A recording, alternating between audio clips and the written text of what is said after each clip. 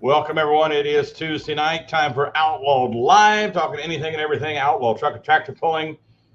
Thanks, everyone, for joining us. Don't ask me why my Facebook page isn't working on the show right now. I'm trying to figure it out.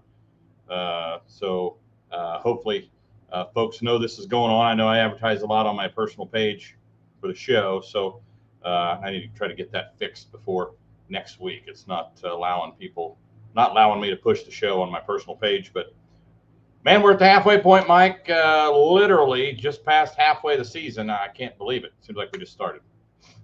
Yeah, it's absolutely crazy. They asked me to come on to Let's Grow Pulling last night, and I had a good conversation with Gary Porter, and he and I kind of got this feeling and had this conversation, and I really liked it. He said, this weekend, we feel that kind of starting this Friday, this Saturday, that the narratives of the season are really going to start becoming more clear. You know how, like in baseball season, you don't really watch in April, May, June. There's a lot of baseball to be played, but come September, come August and September, you start saying, okay, who's going to win this thing? Who's going to the playoffs? Who's got a shot? We're about that point, we're at about that point. I think after this weekend, we had a huge week last week. We've got another huge week this week.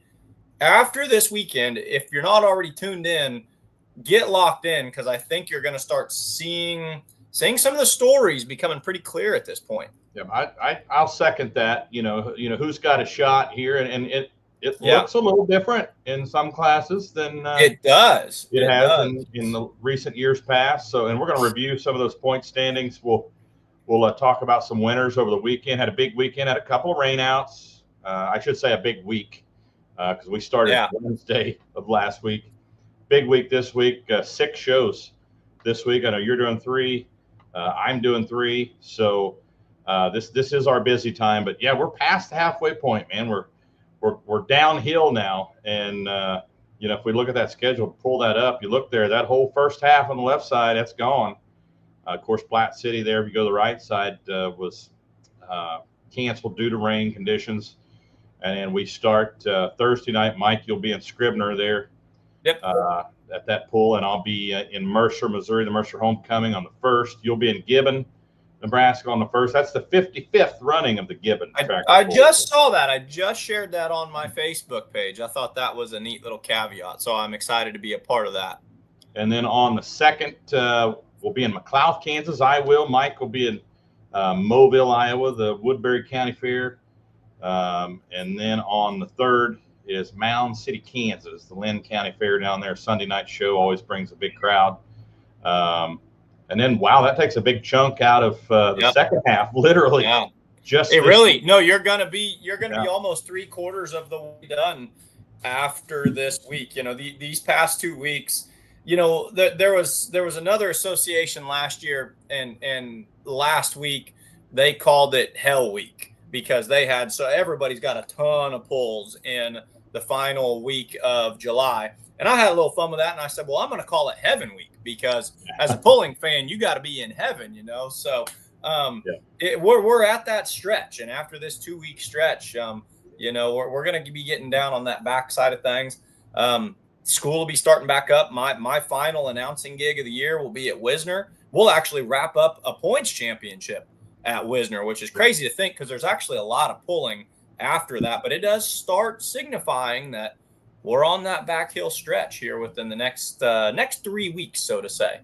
Yeah, we do have some points updates we'll share tonight. We'll talk about the winners from this last week.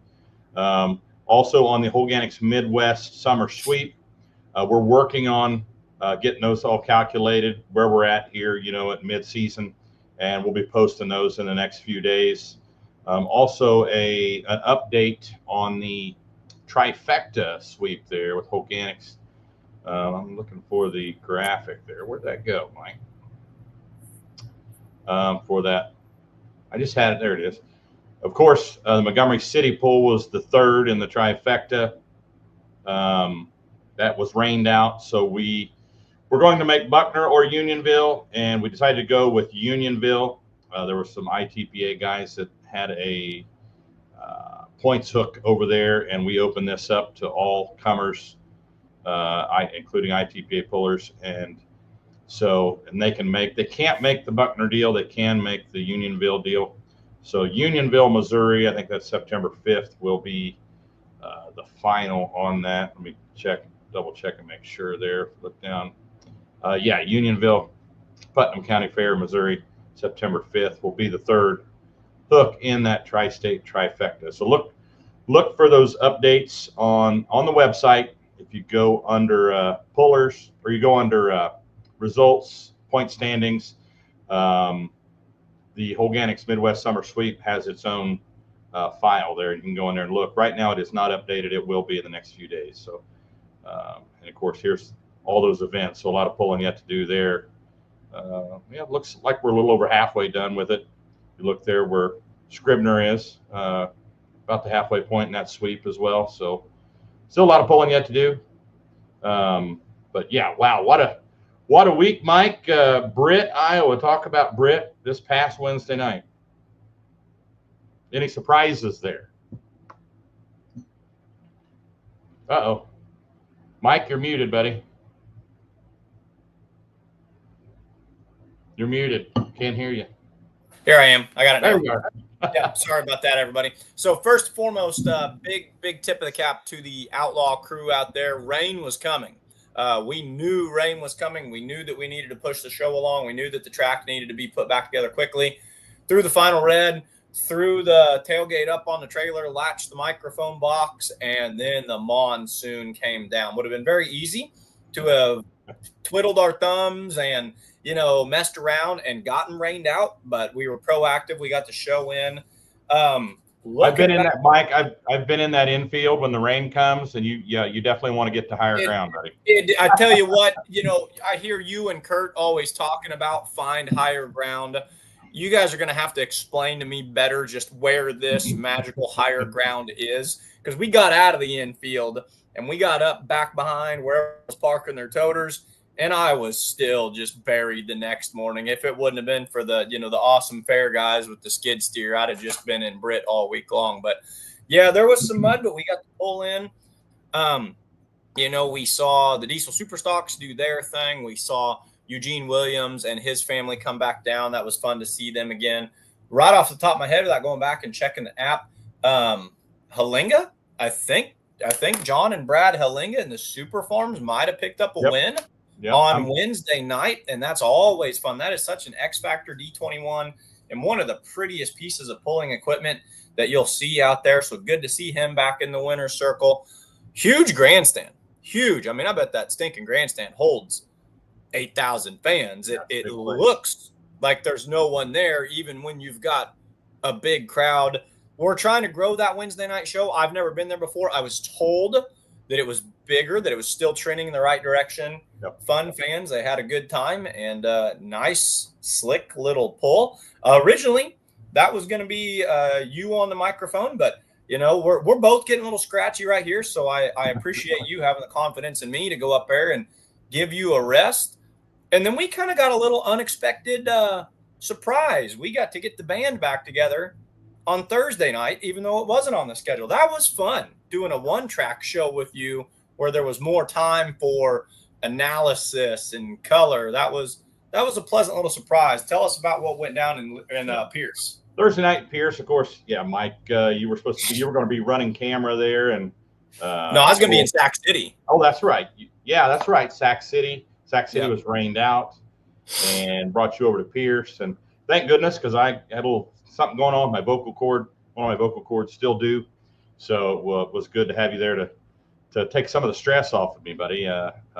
It's still kind of sore, and things are going on with it, so just got kind of can't get real excited like I do sometimes when somebody makes a full pull or something. So you pulled the Jason Schultz on me. You did something I've never seen you do. All of a sudden, you walked away and disappeared, and I looked up, and you were in the stands, and you were interviewing the fans in the stands and whatnot. Did you kind of like the boots on the ground interacting out there?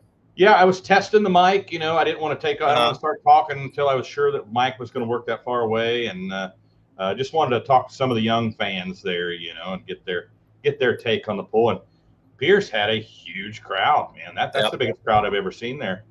I've done that pull for several years. Done it back when I did some work with Nebraska Bush and PPL, and that's a bigger crowd than they had last year, and they said probably the biggest one they've ever had.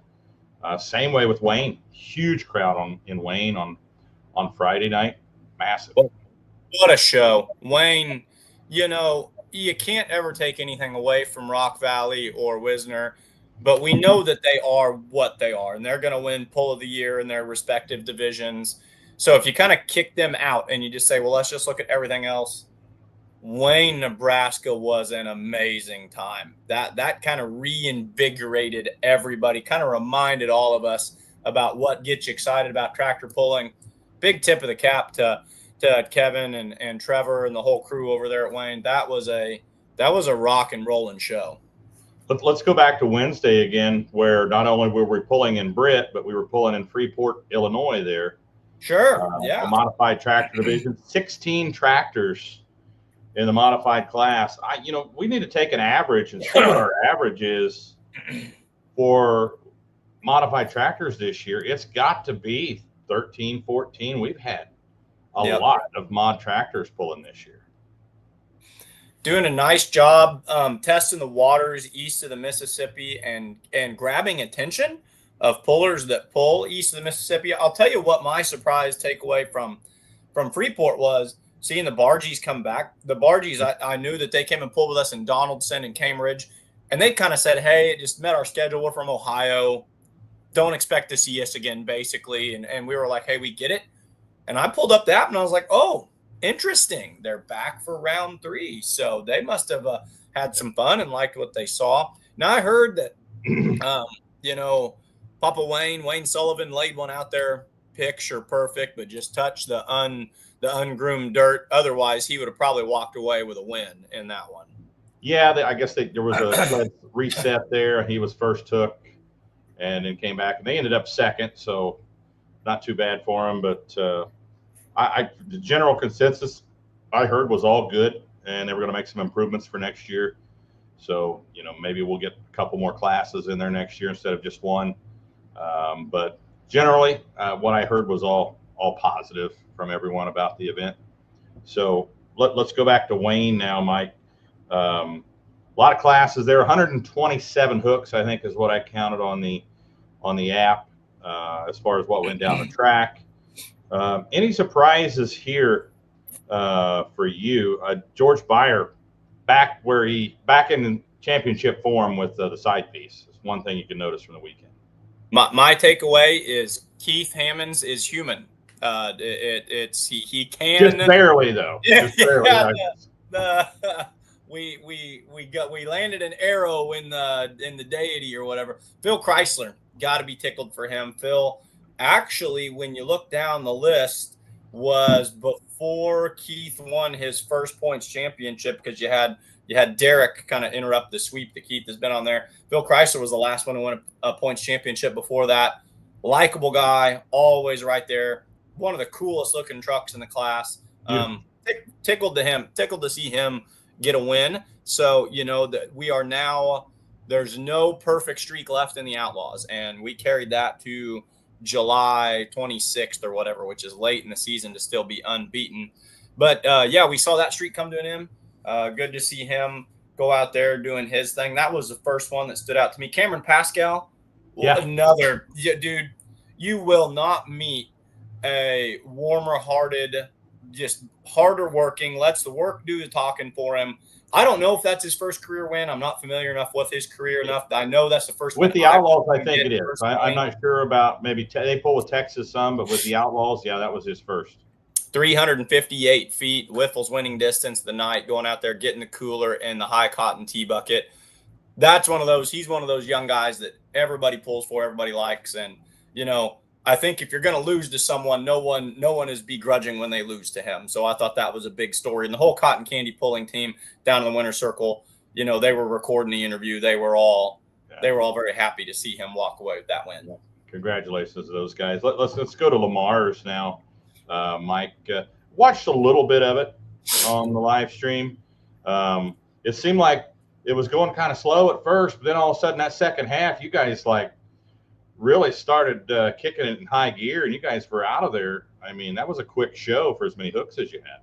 It was the and you'll understand this, and you've worked with me a lot on this. It was the biggest challenge getting through my sponsor scripts has ever been for me, because all of a sudden, and they had a lot of local sponsors, but we did 60 hooks in 2 hours and 59 minutes.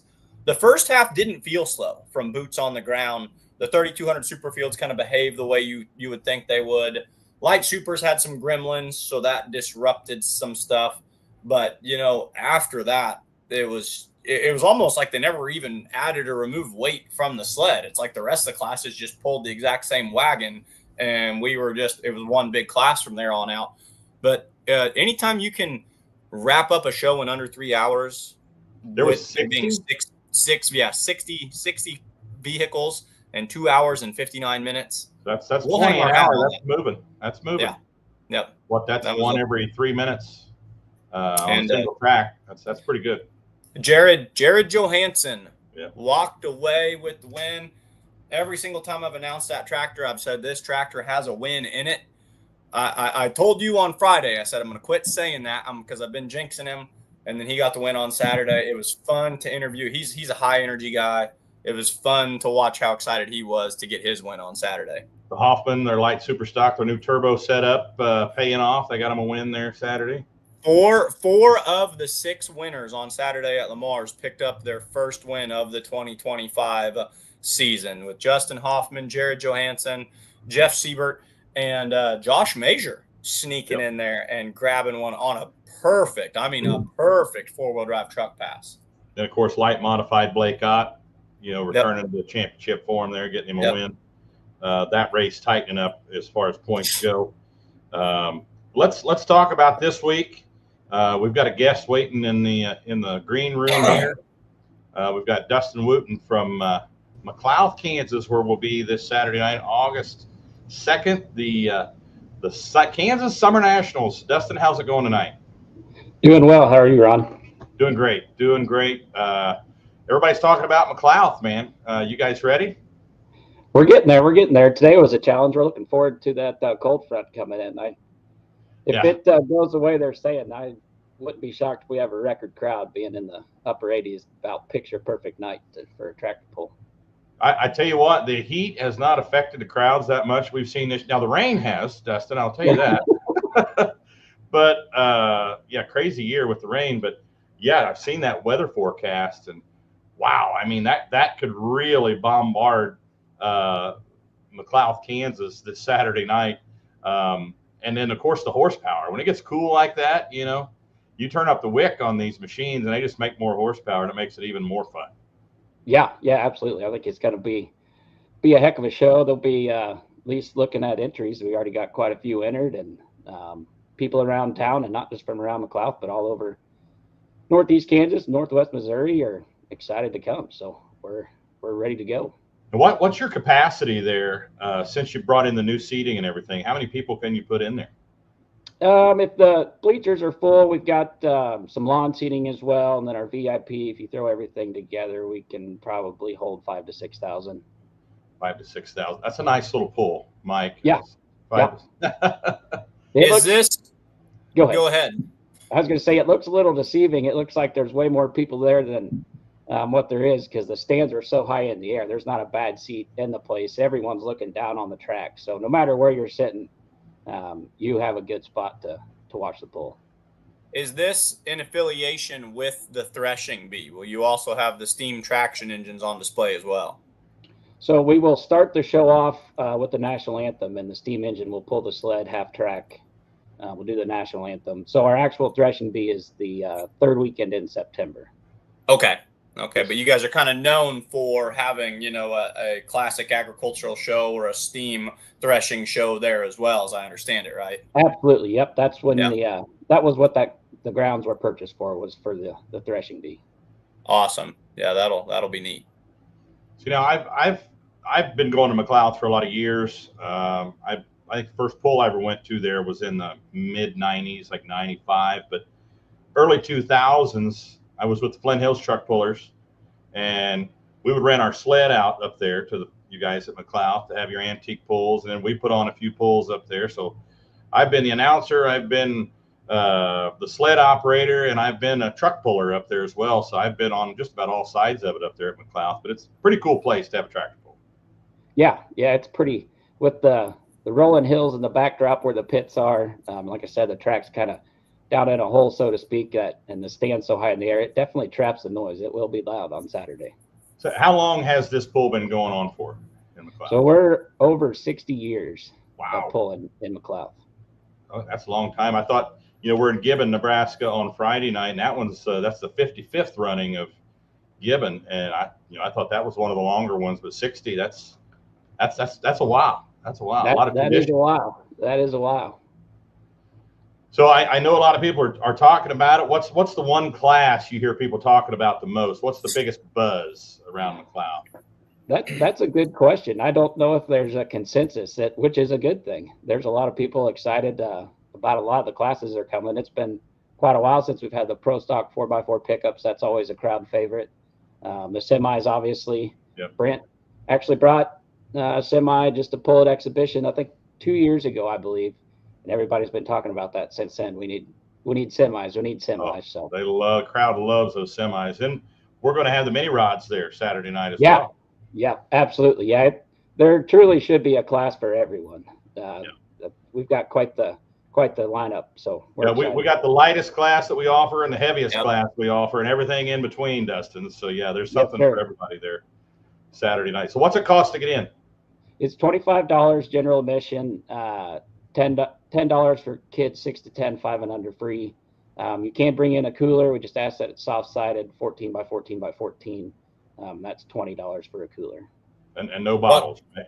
No bottles, correct. Okay. Other than that, you can put anything in your cooler. You can bring in. You can put anything you want in your cooler, whether that's sandwiches, adult beverages, whatever you want. Yep. That's been the policy there for a long time. I remember going there a long time ago, and they check your coolers. As long as you don't have any bottles, you're good to go. Go on in. Yep. So, and that's a cool policy. What time do the gates open? How often that'll make a big crowd show up. I didn't mean to cut you off there, Ron, but you're good. It's when you have that, it kind of has that mentality of, hey, we had a party and a tractor pull broke out, but you'll have a big crowd with that too. Ron, I apologize. I jumped right on top of you. Not only a big crowd, but the crowd gets into it, and they're way more engaged. Sure. Yeah. Yeah. Now, with 2 tracks there, Dustin, it's going to be constant action there. So like Mike, if you heard us talking a little bit earlier, when we get to go on, we kind of have we are fast. Let's put it that way. We don't let grass grow under our feet. We have a pusher in the staging area telling drivers, hey, get ready, put your safety gear on. We're going to call you up in a second.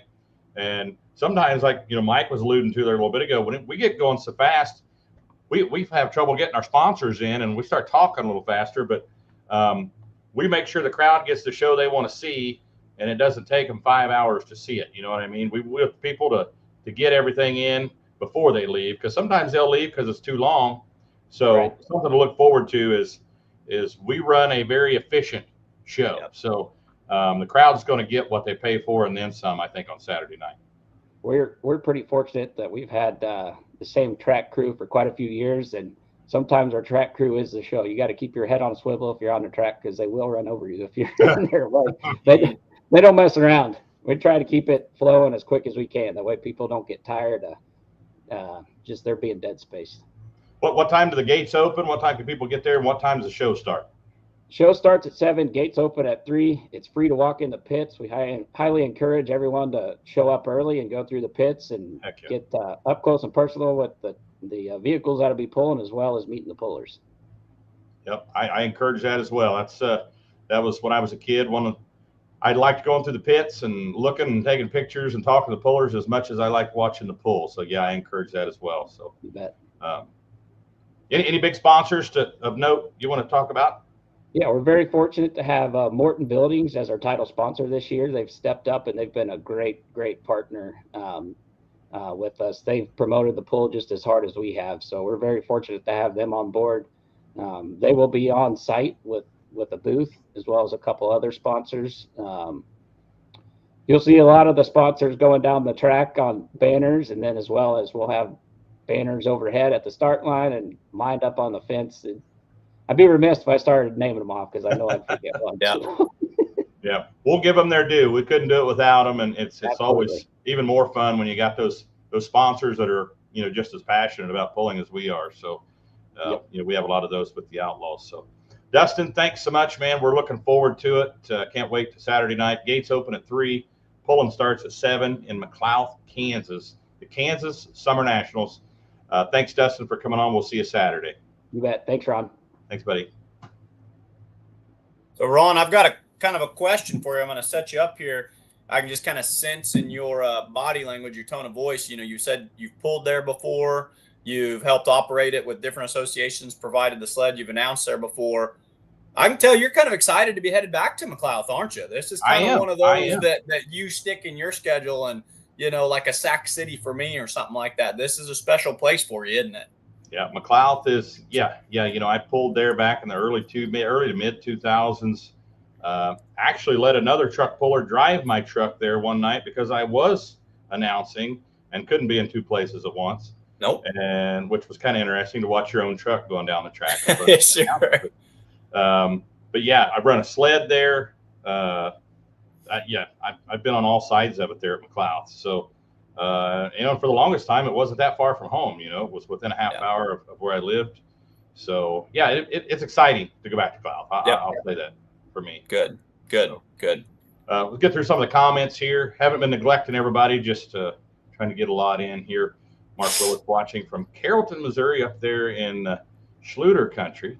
Iron Burner country. Ben Beller watching from Howard, Kansas. Going to Mound City Sunday night. I tell you, that's a great Sunday night show, Mike. If you've never been to Mound City, Kansas on a Sunday night, the Lynn County Fair, that's a heck of a tractor pull, and they have a heck of a crowd, which I swear is growing each year.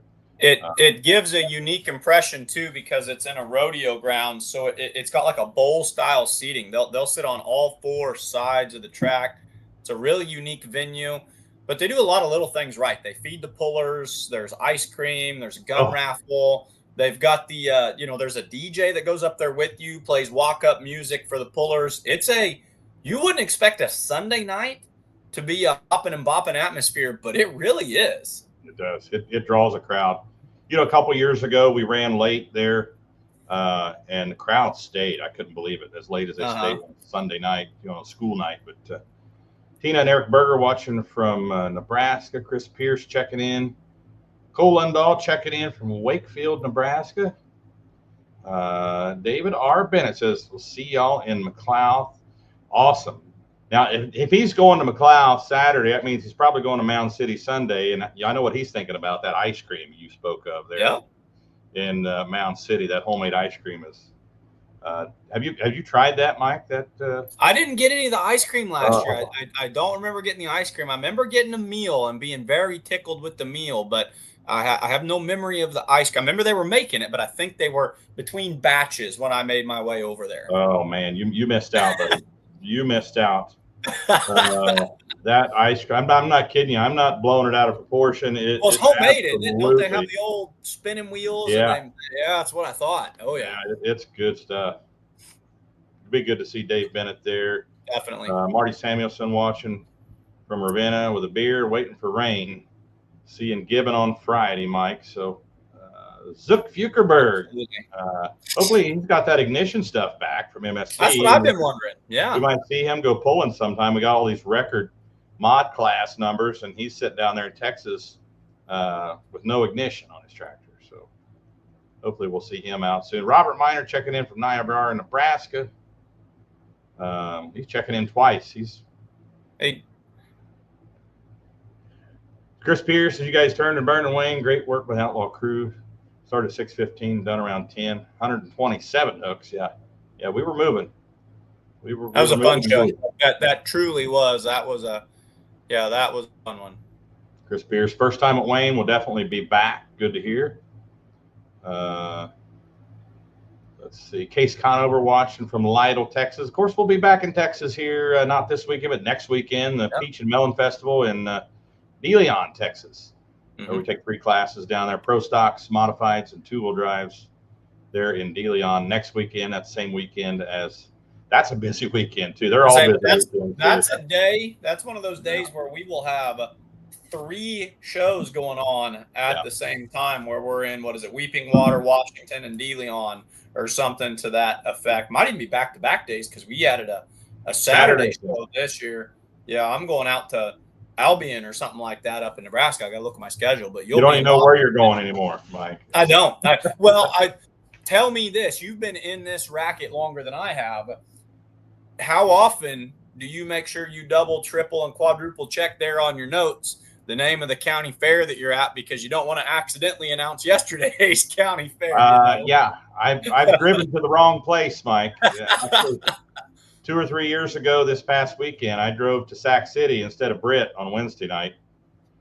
Pulled into Sac City and thought, then it hit me. I was like, I'm not supposed to be in Sac City. I'm supposed to be in Britt. True story. Jim Short. Oh, man. See you in McLeod on Saturday. Let's see. Chris Kilbarger watching from the Buckeye State. Thanks for watching. Dave Bennett got to come home on Sunday. All right. Be that way then, Dave. Let's see. Doug says, should be running in DeLeon. Hopefully runs like it should. If so, it'll be Iowa State Fair and Wisner bound. Good to hear. Chris Kilbarger, take some of our rain away, Ohio Point. If we did that, then we wouldn't be able to pull it all, Chris, because we need a little break as well.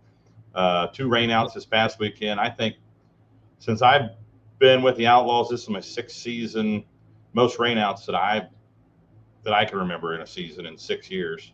And we're just past the halfway point. So I'll tell you what, out there in Ohio and NTPA country, they have gotten that NTPA schedule has gotten just hit hard with rain this year. I do feel a little bit bad for them. I think someone told me, and I need to double check this, I don't think the NTPA Grand National 2-wheel drive trucks have hooked for points yet this season.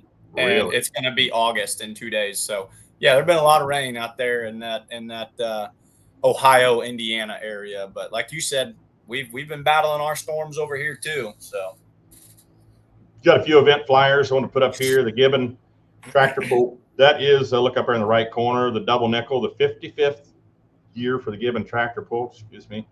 Mercer, Missouri, the Mercer Homecoming moved their date this year, August the 1st. More classes, bigger show this Friday in Mercer, Missouri. A lot of that's a hidden gem. You talked about Pierce being a hidden gem. Mercer's one of those. I had a lot of fun at that one this year, and I love what they did. They doubled down on it, doubled the show size, moved it to a Friday night. Have you announced at Mercer before? I have not. You're in for a treat if it runs as smoothly as it did last year. It's got a really, really nice track. It's a fun little show, and they're taking it to the next level. I'm excited for them. Yep, I'm excited to go up there. Of course, Saturday night, McLeod, Kansas, the Kansas Summer Nationals. We just talked to Dustin Wooten there. Going to be a big show from our lightest class to our heaviest class, from minis to semis. There are 2 tracks pulling. Starts at 7 o'clock Saturday. You'll be in Mobile on Saturday, the Woodbury County Fair.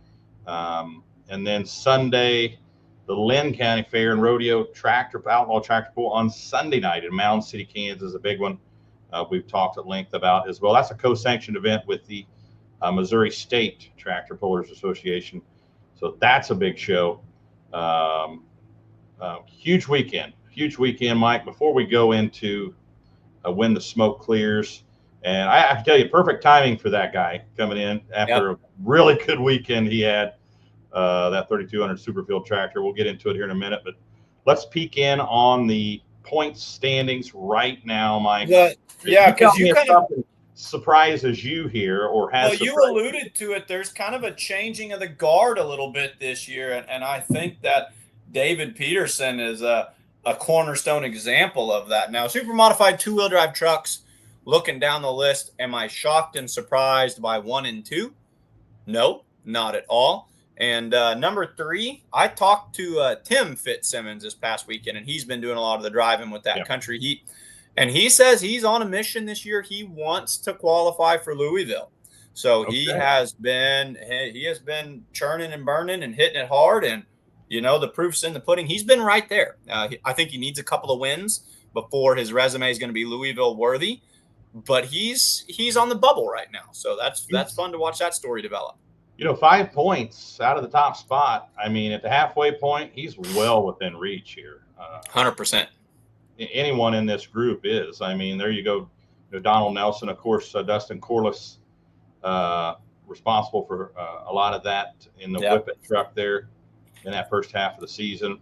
Defending points champ there. He has had some battles this season. He's running into some rough times with some gremlins here, the Buffalo ship. I heard that he switched to his backup supercharger, that the primary supercharger wasn't behaving the way that it should, so he went to his backup, and the backup just, kind of is a backup for a reason. There's a reason that it's not the A stringer. And so I think that has been the narrative on his run so far this year. Let's look at four-wheel drive here. Of course, the Thornton family, 3 out of the top 5. But right in the middle there, the Ritters, Stroker Ace, but once again, 5 points out of the top spot. And, they're playing back and forth here. These high-class grass got close to a win on Saturday night where you were in Lamar. It's good to see them get back in the top 3 there. They've struggled a little bit, but this is anyone's, especially those top 4. 5 points separate 4th and 1st. Yeah, it's going to be fun to watch this play. It would be neat. It would be neat to watch the Ritter boys get a win after their great work they've put in, and I just think they're great guys and what they did at Louisville. It would also be neat for just the novelty of pulling if Ramrod won. That would be 3 years in a row for the Thorntons with 3 different trucks. So, that they won Thumper 2 years ago, and then they had Backdraft last year. So by de facto, it might be Ramrod's turn this year. That would be a neat story. But I think the one to keep an eye on at this point in the season is the Ritter boys. I think they're within striking distance, and that truck is just pretty tough. Yeah, I pulled up that Ramrod pick from Pierce there Thursday night. I thought that was such a cool pick there as they were throwing rooster tails of dirt there. But let's go look at Limited Pro Diesel pickups here. There you go again. The top 5. You're 12 points out from 5th to 1st. But look, you're from 1st to 2nd. It's 2 points. Those 2 guys are going to battle it out again. And then Evan Breheim, brand new truck this year. He's 6 points out of the top spot. Sure. He's well within reach. And 1 point back is the Chain Smoker, which sometimes driven by Deaverman, the owner, sometimes Skylar Leeper. So this one is anyone's game. We're going to go into a big weekend next weekend in Washington where those trucks get 2 hooks. That's going to be fun to watch again. Already is. Naturally aspirated 2-wheel drive. There you go again. Third to 1st. Those 3 guys there. That's fun right there. That's kind of you've got your 3 heavy hitters in that. That's a heavyweight matchup with David James, Matt Phelps, Luke Renner. Luke Renner has really impressed me over the past 2 years with just the attention to detail and his raw driving ability. I think that kid really has a good feel for it in the seat of his pants. Wouldn't be surprised to see him go back to back, but Matt Phelps is a very much never say die kind of guy. Just didn't grab the points early on in the season. He'll go back and say that's Norfolk's fault, that he had the test hook at Norfolk, had a bad run, kept it, should have turned it down. It's going to come back down the rest of the season, but it'll be neat to see how that shakes out. Not done yet, but definitely a 3-way battle up at the top. Yeah, don't count those boys from Missouri out, from Warsaw. They're in it to win it. Pro Stock 4x4. You mentioned Keith Hammonds. He is a human being and mortal. Did not win in Wayne, Nebraska, but in a huge class and a somewhat early hook, still managed to get 2nd place. Bipolar still leading that. And the Show Me Chevy down there, he took the win in Wayne. So, that's going to be tough. That guy is on a roll. He is dialed in. Hammonds is.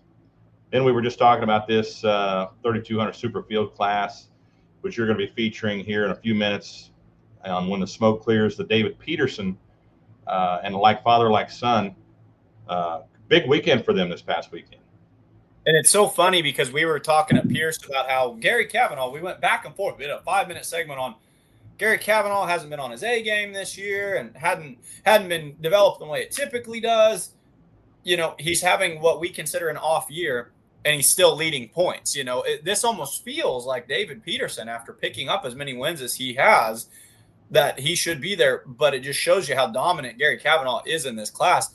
Just doesn't give you any breathing room. Just, when David picks up a win, he needs Gary to finish, 8th. But Gary doesn't do that. Gary finishes 2nd or 3rd at worst. So that's going to be interesting to see those two take it down to the wire.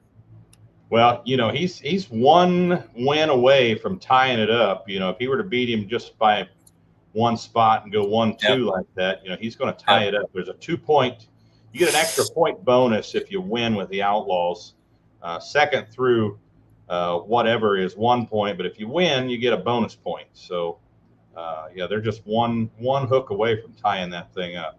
Yep. 540 Light Pro, Alan Shellham leading that at 2 points. Light numbers in this class this year. A lot of guys waiting on parts, and of course, points leader there is going to be waiting on a lot of parts now. He went to a PPL hook in Council Bluffs over the weekend and grenaded the motor on the Constant Chaos. So you'll probably see some changes here on the leaderboard in that class very soon. Diesel Superstock, David Anderson, good to have him back out of Green Top, Missouri, leading with Rough Shot. Of course, we'll be in Gibbon, where John Ewoldt is from. He's number 2 in the points right now with Midlife Crisis. Light Limited Pro Stock.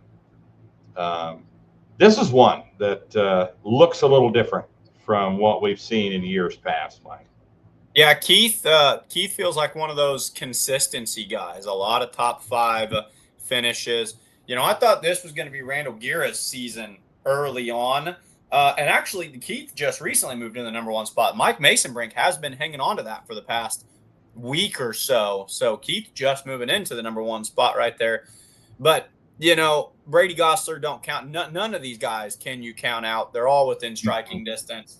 There's even some just outside of this that I wouldn't count out either. I agree. Keith is a fun story. Keith has been very consistent this year, but Guerra's had the wins. Those are my kind of 2 pick-to-clicks right now, but it's too early to tell with this class for me.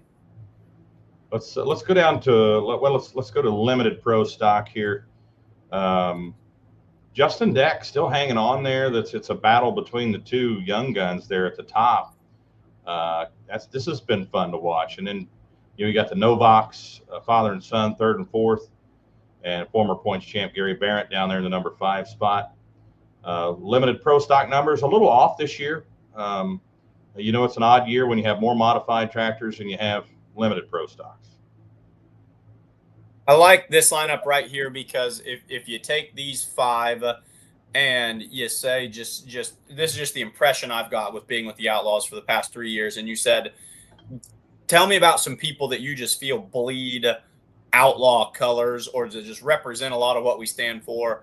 Jamie and Craig Yonke, David and Seth Novak, Gary Barrett, you throw George Byer in there. If you just said, give me 5 off the top of your head to go represent us at Louisville or at the Pullers Championship, these are kind of some of our foundational pullers right here. These are some bread and butter guys, and it's fun to watch them slug this out. It's fun to watch Jamie not take any lip. She just kind of refuses to go away. Like this feels like it's going to be Deck's season. But doggone it, if she's just not a pest in their side and won't give them any breathing room.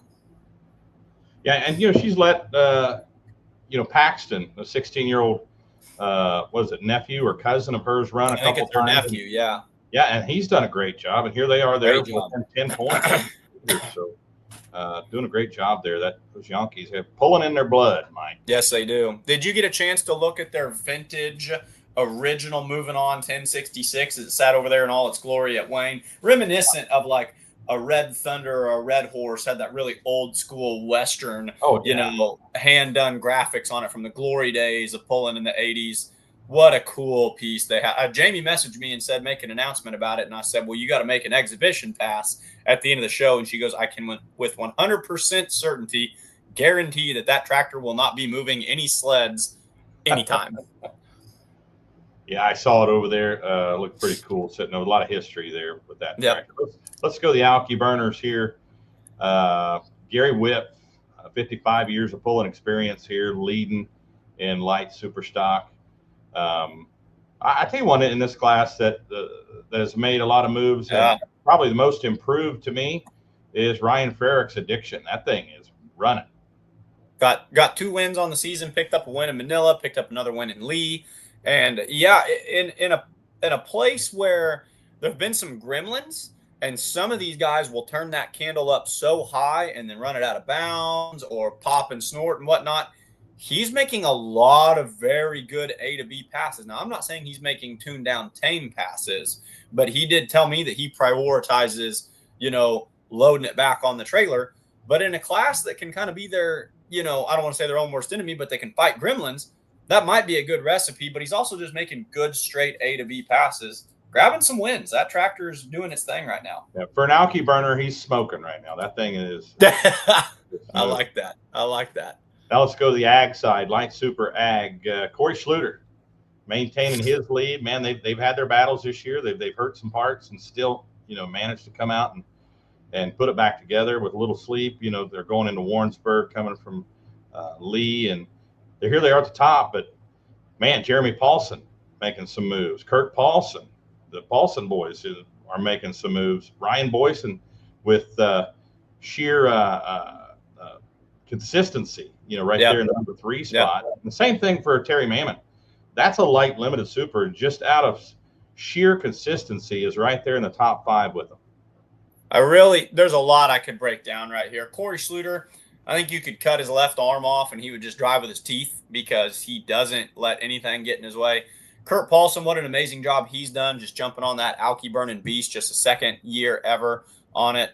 Ryan Boyson, just, Mr. Consistent, never said die. Jeremy Paulson, any lesser man would have walked away from pulling. Me or you would have said, I'm never getting on one of those things ever again.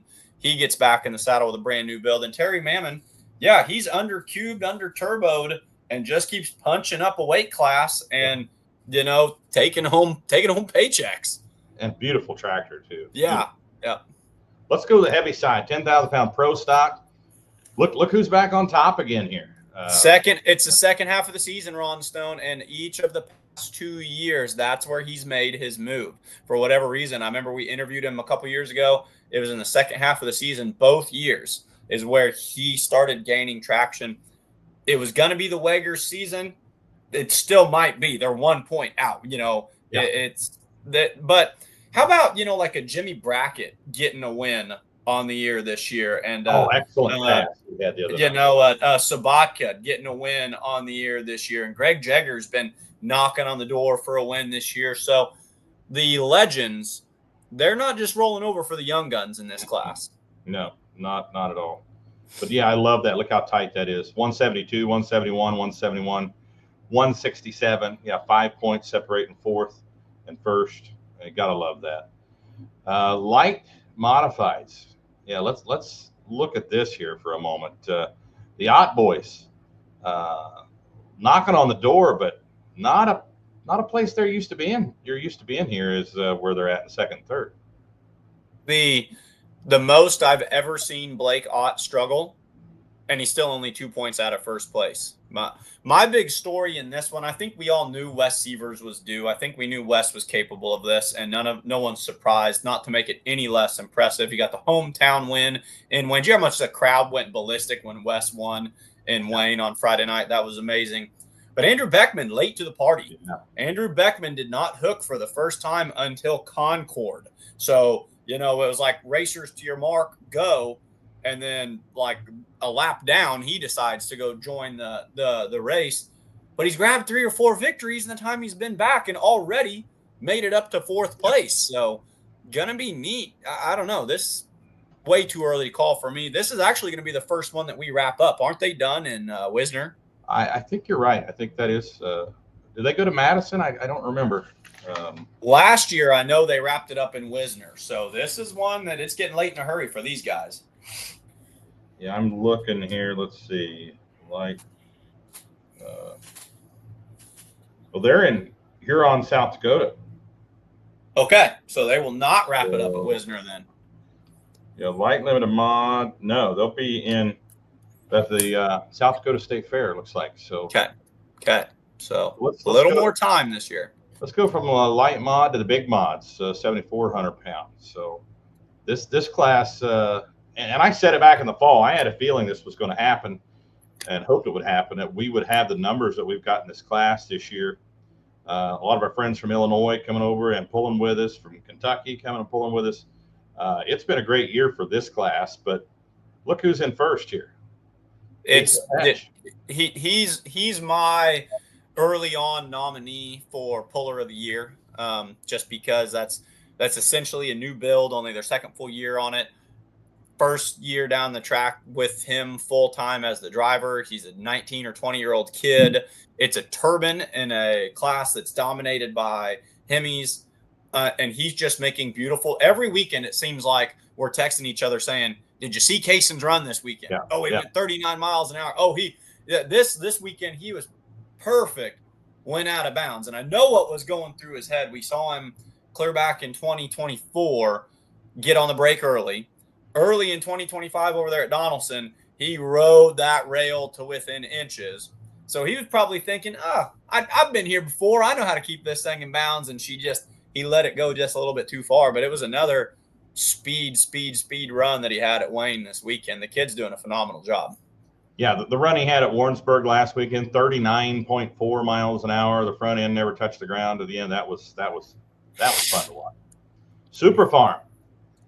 This one's going to come down to the wire again. Weisenkamp, Cruz. Here's your heavyweight. Here's your big dogs putting on the big gloves. Chad Weisenkamp, Alan Andrews. What more can you say? That's a pair of winners, just slugging it out, and they're going to go back and forth. Dave Rosaboom, with Kirk Koima and Barry Haverhalls with that too, and then Brad Halinga has went from an X Factor puller. He's went from the oh crap to the oh yeah. Last year he was this guy to look out. Yeah, exactly. So this is the who's who right here. This is a fun one. And again, I bet you could take the next 5 after this, and you would not be surprised to see any one of the next 5, that 6 through 10, grab 2 or 3 wins at the remainder of the season. You could say that. Let's look at the mod class. Who's missing there in the top 5? This should be there. Well, it looks to me like the Sweet Pain team. Yeah. The Sweet Pain team will not be blanked this year. They will get a win, and just out of sheer frustration, they're going to park the Sweet Pain up there in that end. But it's been inconsistent for them this year, but you can't count them out. Yeah, they're trying some things. Yeah, they're sitting just outside there in the number 6 spot, outside the top 5. Semis, didn't expect to see this. No. Blue collar. Once again, once they got it running right, after that first hook in June, it's just been consistent and lives from week to week. And they said it's built from all the leftover parts from the other trucks there at Jerseyville Truck Repair. So, well, they're gonna, I'm surprised that they're not going onto that truck and pulling all those spare parts back off, because that's obviously the winning recipe. No, this is a feel-good story, Ron. We know what we saw in Donaldson. If I'd have got on the head that night and I said, hey, 2 months from now that's going to be your points leader, a very good chance you probably wouldn't have believed me on that. Right. And so it's been nice to watch that truck progress as the seasons come along. Well, let's look at the regional side. A couple of regions here. Light Limited Pro. A couple of names still in there that's in the national, but the leader there, Schleswig, was Mike Hargens, Kyle Stepanek in second there on the region side of Light Limited Pro. And then region Limited Pro stock, George Beyer, leading the Novox there. The Novox doing well on both sides. Same way with Barrett and Deck.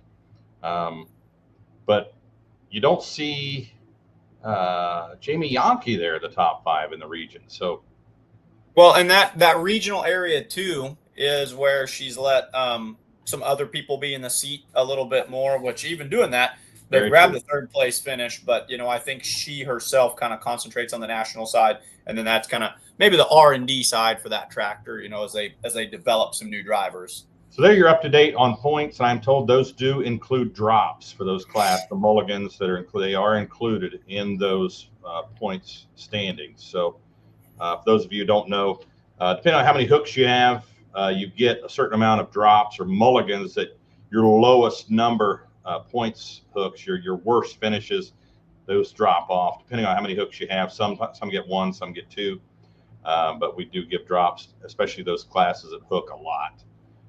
So kind of gives them a little bit of breathing room and allows you to have some breakage and wait for parts, which is really common nowadays.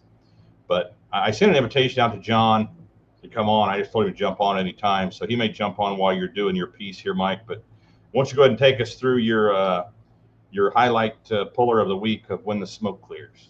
Yeah, absolutely. A man who's definitely picked up a couple of wins this week. When the smoke clears, you'll be looking at an outlaw, and the outlaw you'll be looking at, David Peterson, calls it like father, like son.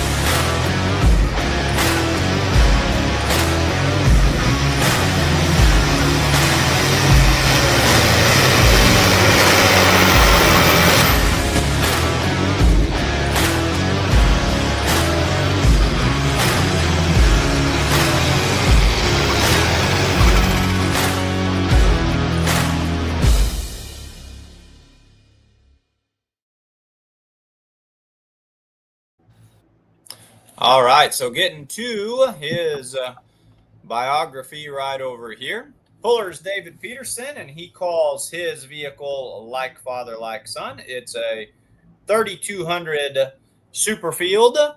He has been pulling for 23 years. First hook was in Utah for the Antiques. It says most memorable hook was Rock Valley. Win in the Rock. That would be just this season that we're in right here.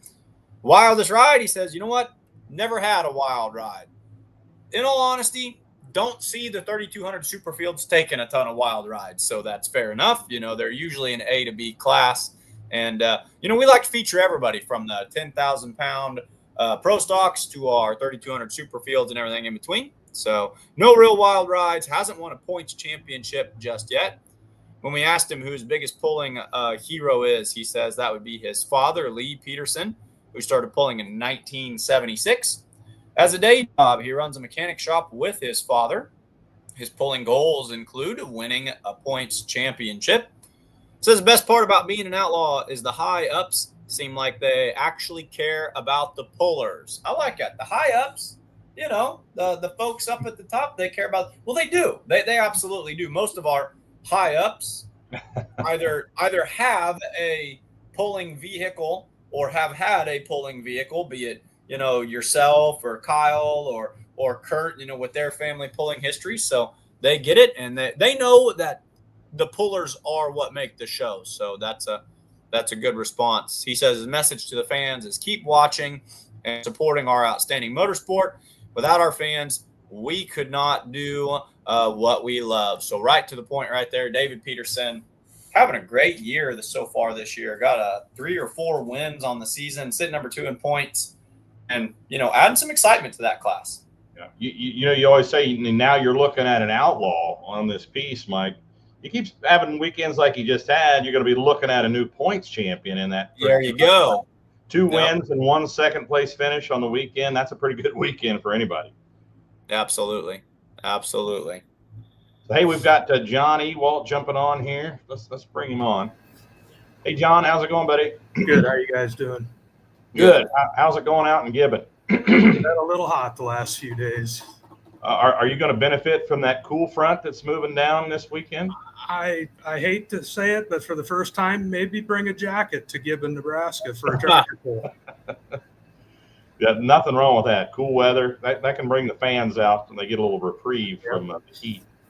So, yeah, I think we're supposed to be a high of 76. Oh, wow. That's incredible. That's horsepower weather, though, buddy. Well, it is. It'll be hard to keep them warmed up and get them up onto the track, but I think it'll make for a good show. But that's a good problem to have. So we were talking about you earlier in the show. This is the double nickel for you guys. 55 years. Yeah. We started in '69, and we have only had one pull in all of these years we had to cancel, and that was because of COVID. Wow. We've made it every year. There might have been 5 or 6 box scrapers pulling mud and water off the track in a couple past years, but we've postponed once, and other than that, every year we've been able to pull it off. That's amazing. That's amazing. So 55 years ago, I mean, Mike, you were what, 10 back then? Mike? I think my dad was back then. I'd like to say I was a twinkle in his eye, but I don't even know if his eyes had that twinkle at that point yet. So that's pretty incredible. We were just talking to Dustin Wooten from McLeod. This is their 60th year. This is pretty cool to have this much history out here in the Midwest. These pulls that keep going year after year. I mean, what keeps it going, John, and Gibbon? The officers in our deal and the few members that attend weekly are pretty dedicated to keep the whole tradition alive. We've still got 2 of our original founding members, and Wow. I think we fight pretty hard to do that for them. Yeah, that's awesome. Most of the pullers will recognize them when they pull into the gate, because we've got them pretty easy jobs now. They sit under the tent and check in the pullers at the gate out there. So is your tractor ready to go? You got your parts? Well, it's got to have a hood put on and some clutch adjustments done yet, but Hey, that's the downhill slide of that. we just got the engine back together and test fired it Sunday. So I guess we're not working on it on the trailer still Friday afternoon. So Good deal. Good deal. What do the people in Gibbon, what do you think their favorite class is out there? You know, it seems like it's always been mixed. Half the people come for the smoke and half come for the noise. And I think we've got the right amount of both. You know, that poll, I've been going to it this is the first year I won't be announcing that poll since I've been with the Outlaws. You're going to get Mike here, so you're going to get a different voice calling the show out there. We'll be nice to him. I look forward to, last year I went out there and I operated camera and I helped out with the production, but I was blown away with what I saw. It's a 2-track show. It's a really nice facility. The announcer's booth, I'm going to be honest, that's got to be one of the nicest, crow's nests that you get to go hang out up there in Ronstone. But it's a good pull. That's one of those where you look at your buddy and you say, hey, this one, that you put that with the highlighter again next year. So I look forward to being up there a little more interactive with it. It's going to be a great time. Well, for a small town like we are, to put on that size of a show, I mean, it takes a lot of work. I don't think a lot of people understand how hard that is and how many hours. And I didn't even get your message on until we were moving stuff to the track tonight. And I was like, oh, shoot, I missed the call. Yeah. But We got you. One thing, Mike, you'll notice about that track, if you guys put that track together like you did, what was it, 2 years ago? Yeah. It'll be the bitingest track you've ever seen, Mike. They were snuffing pro stock 4-wheel drives that night. You would never expect that because walking the pits, you're right on that edge of those western sand hills. You're right. To me, it's where the Midwest quits being the Midwest and starts being the true West, is kind of right in that area. And the pits, everything feels very sandy. But yeah, I remember seeing that on the track last year. Whoever builds the track really understands tractor pulling and is able to create a pulling surface that those pullers can get a hold of. But you better put it outside the Proud gear because it's going to take what you got from it. I've always used the rat trap for my judge. And when you can make him snuff that truck, you've done your job. Yeah. And what we hauled in thousands of yards of what is a white clay, and we mixed a little sand in it. So it looks like blow sand, but once it gets some moisture and you pack it in, oh boy, that sucker hooks good. Yeah, it was impressive to watch so many teams miss the mark on the gear, it's cool whenever you can get a track that bites that hard and fools everybody. It's fun to watch. So what time do things get going? What time do the gates open and such out there, John? Anybody that wants to come from Scribner the night before, the ones that are overlapped, we have plenty of room there to park. We'll probably try to reorganize some people in the morning when we get there, but the Cargill will be open until 5, so we've kind of got to be nice and work around their schedule just a little bit, where they're nice enough to let us use a big chunk of their facility. Okay. But we'll get started at 7. We'll get started at 7. When can the crowd come in? 5 o'clock is when the gates will open. Okay. How much does it cost for adults, kids? $20. $20. And kids, you have a special price for kids or no? We do, but I'd have to look at the flyer, and I don't have any more left in my house. I've got it right here, buddy, but I don't know if I can make it bigger or not. Mike, can you see it there? It's open at 5, admission 13 and over $20, 12 and under is free. Yeah. 12 and under is free. Good deal. Yep. Good deal. All right, John. We're hoping you have a great show out there. Hoping it's 76 and maybe 70 when the green flag flies, and you'll have a great track and an awesome show. I know, Mike, you're going to have a good time calling that one, man. Yep. Definitely looking forward to it. I was very impressed with it last year. Fans, yet again, been saying it all week, come out and see this one, but that's because we're hitting that hot streak of the season. You know, this one's got a really, really good track with a lot of history. You're going to see a lot of good iron out there. Come and check us out. Given this Friday night. Friday night. All right, John, anything you want to add? Any sponsors you want to thank or anything for? No, nothing in general. I guess I just want to thank you guys for putting the word out and having such a great facility or group to bring to our facility. And, you know, it's a giant family, and I think that's why I still love pulling. It is.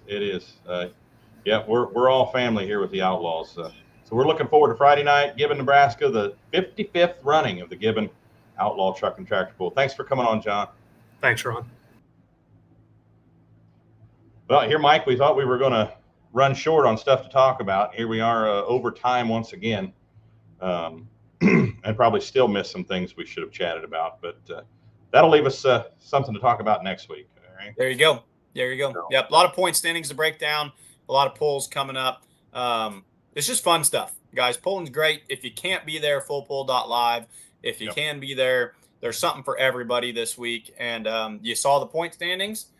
Don't take a screenshot of those because they're liable to change a lot by next week. They're liable to change. And then we'll throw in the updated Holganics Midwest Summer Sweep point standings next week's show as well. And, of course, recap a very busy week this week. So, Mike, thanks for coming on, buddy. Thanks, everyone, for watching.